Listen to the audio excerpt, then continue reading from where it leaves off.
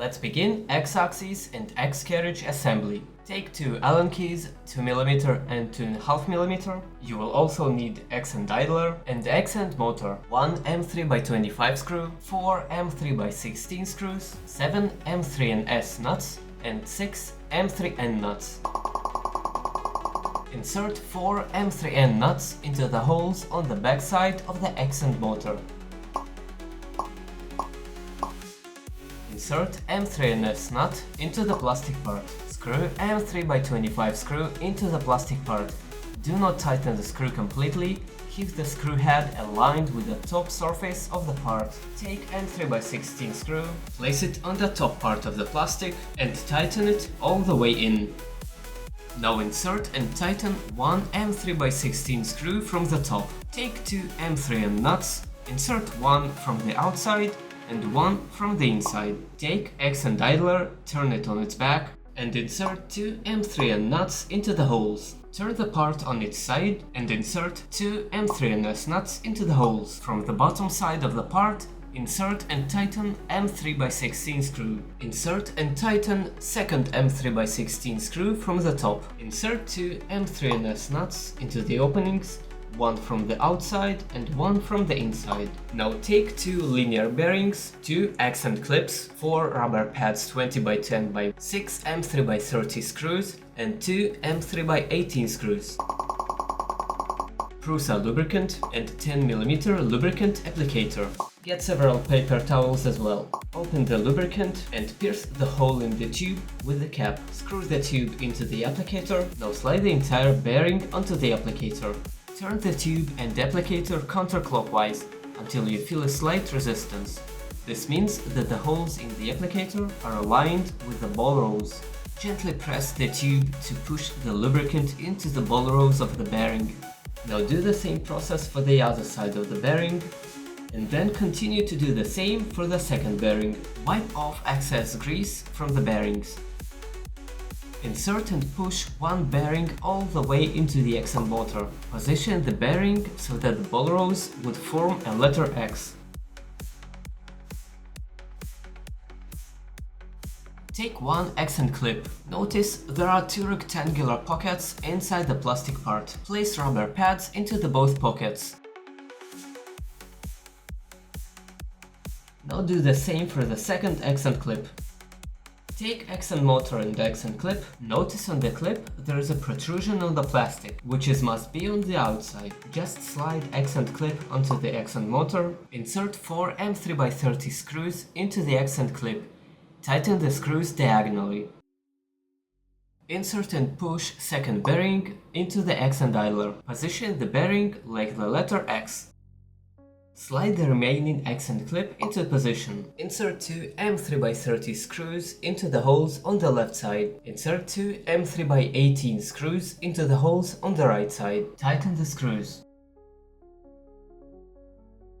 Take three LM8 UU bearings and two longest smooth rods, which are 8x370mm. Wipe excess grease with a paper towel. Position the bearing so that you can see two rows of balls. Make a mark with a permanent marker on the outer surface of the bearing, in the middle above two rows of balls. Do the same for the other two bearings. Take 8mm lubricant applicator, lubricant and several paper towels. Screw the tube into the applicator and apply lubricant onto the bearings. Turn the tube and the applicator counterclockwise until you feel slight resistance. This means that the holes in the applicator are aligned with the ball rolls. When the applicator pushes the lubricant out, stop pressing the tube. Wipe off excess grease from the outside. Insert smooth rods all the way into the X-end idler. Through these little holes, you can see if smooth rods are in touch with the screws or not. Carefully slide three bearings onto the smooth rods, one bearing on the upper rod and two bearings on the lower rod. Carefully slide the X-end motor onto both smooth rods. Through inspection holes, check if smooth rods are in touch with the screws. Take the X-carriage, 3 hex spacers M3x10, 2 M3N nuts, 3 M3x10 screws and 8 M3N nuts. Locate 3 protrusions on the X-carriage. Here's one, second one, and this is the third one. Insert 3 M3N nuts. From the bottom of the part, insert 5 M3NS nuts, 2 here, 1 here and 2 here.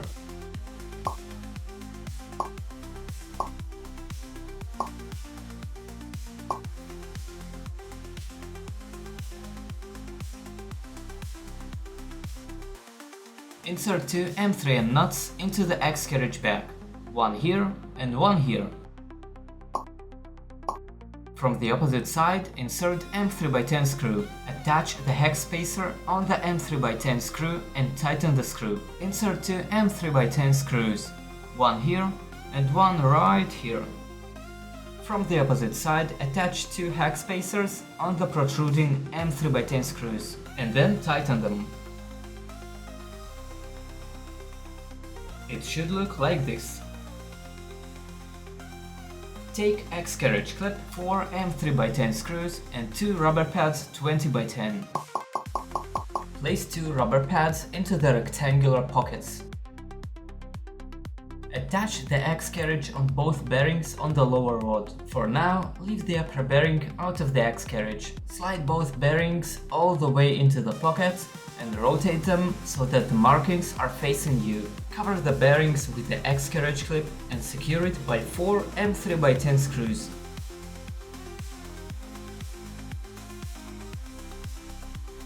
Take X-motor GT216 pulley, 3 M3x18 screws and 1 M3x10 screw. Insert M3x10 screw into the X-end motor. Align it with the edge of the plastic protrusion and do not tighten it for now. Place the X-end motor on the X-motor, secure it by 3 M3x18 screws. Tighten the screws just slightly. We will adjust them later on.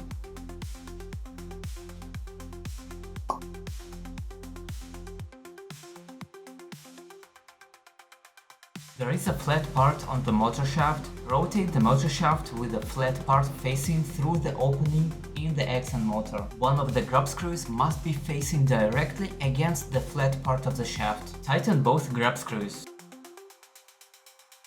Take note that the height of the pulley must be the same as the height of the plastic around it. Place Allen key on the top surface and align the pulley with the Allen key. Now take GT220 idler pulley, pin H8 2.9x20 and X-belt. Guide the X-belt around the idler pulley. Insert the clamped pulley with the belt inside the X-end idler. Push the pin through the plastic part and the pulley. Push the pin all the way in using the Allen key. Pull on the belt to secure the position of the pulley. You will see the pin in the hole slide inside the part. Insert the upper end of the belt into the groove in the X-carriage. Push the lower end of the belt through the belt channel in the X-carriage. Guide the belt through the X-end motor, around the pulley and back to the X-carriage.